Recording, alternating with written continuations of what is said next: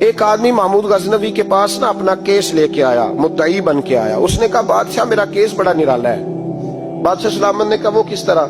کہنے لگا یہ میرے پاس ایک تھیلی ہے، میں نہ سفر پہ جانے لگا تو یہ تھیلی پوری ہیروں کی بھری ہوئی. فلاں علاقے کے جو قاضی صاحب ہے نا، میں جاتی دفعہ میں کہیں سفر پہ جا رہا تھا تو میں ان کے پاس چھوڑ گیا کہ رستہ لمبا ہے، کہیں کو مجھ سے چھین نہ لے، ہیروں کی بھری ہوئی. کچھ دنوں کے بعد میں واپس آیا ہوں، قاضی صاحب نے مجھے تھیلی واپس کی ہے تو اس میں ہیروں کی بجائے کھوٹے سکے نکلے. اب میں نے قاضی صاحب سے کہا ہے تو قاضی صاحب تو میرے گریبان تک آتے ہیں، وہ کہتے ہیں بتا کہیں سے پھٹی ہے، کھلی ہے؟ وہ جس طرح ٹانکے لگا کے تو نے سی تھی اسی طرح لگے ہوئے ہیں کہ نہیں؟ تو حضور لگے بھی بالکل اسی طرح ہے، نہ پھٹی ہے نہ کھلی ہے. اب میں لٹ گیا ہوں، میری کل عمر کی کمائی ضائع ہو گئی، کھوٹے سکے کہاں اور ہیرے کہاں؟ تو مہربانی کریں. اور آپ کی بارگاہ میں اللہ رسول کے نام پر حلف دیتا ہوں کہ میں ہوں بالکل سچا. محمود غزنوی کہنے لگے تو جا، تھیلی چھوڑ جا، اور جب میں تجھے بلاؤں گا پھر دوبارہ آنا. وہ شخص چلا گیا. محمود غزنوی اٹھے، دربار برخاست کیا، لوگوں سے کہنے لگے چلے جاؤ، میں 3 دن کے لیے سیر کرنے جا رہا ہوں، 3 دن کے بعد لوٹوں گا. اکیلے جب رہ گئے نا محمود دربار میں تو محبوب نے چھری منگائی.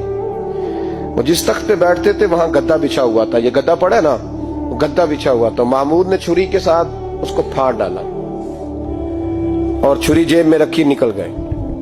کہنے لگے میرے بعد کوئی میرے دربار والے احاطے میں داخل نہ ہو. محمود چلے گئے. اب وہ صفائی کرنے والا جب آیا نا، اس نے آ کے دیکھا تو گدا تو پھٹا ہوا ہے. اس نے شور ڈال دیا، پہرے دار بھی آ گئے، فلاں صاحب بھی آ گئے، فلاں صاحب. اس نے کہا وہ خدا کے بندو، اس کا گدا پھٹ گیا ہے، وہ تو مار ڈالے گا. اس نے کہا تھا سوائے صفائی اور نگرانی والے کے دوسرا آئے کوئی نہ، اور یہاں آیا بھی کوئی نہیں. پہلے دن ہی پھٹا ہوا ہے تو لٹکا دے گا سب کو، کیا کریں؟ شور ہو گیا، سارے دربار کے ملازمین اکٹھے ہو گئے. ایک بندہ بولا، کہنے لگا فکر نہ کرو، میں کیسے بندے کو جانتا ہوں، اس طرح سیے گا کہ جس نے پھاڑا ہوگا اسے بھی پتہ نہیں چلے گا کہاں سے پھٹا تھا. ایسا بہترین رفو کرے گا کہ پتہ بھی.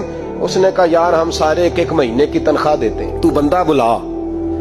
وہ بلا لیا اس کو، اس کا نام محمد رفو گر تھا. وہ آیا، اس کو گدا دکھایا، اس کا یار اس طرح سینہ پتہ نہ چلے. اس نے کہا فکر ہی نہ کرو، میں بڑا کاریگر ہوں.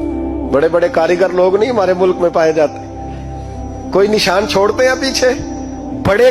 احمد رفو گر کہنے لگا اس طرح سیوں گا کہ پھاڑنے والے کو بھی پتہ نہیں. ان کا پیسے لے یار تو سی دے.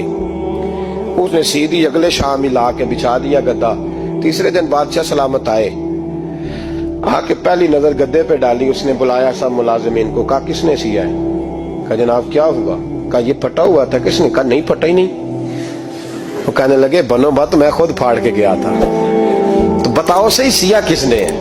کہا جناب آپ پھاڑ کے گئے تھے تو بتایا کیوں نہیں؟ فرمانے لگے اسی لیے تو بتایا نہیں تھا کہ تم خود تحقیق کر لو.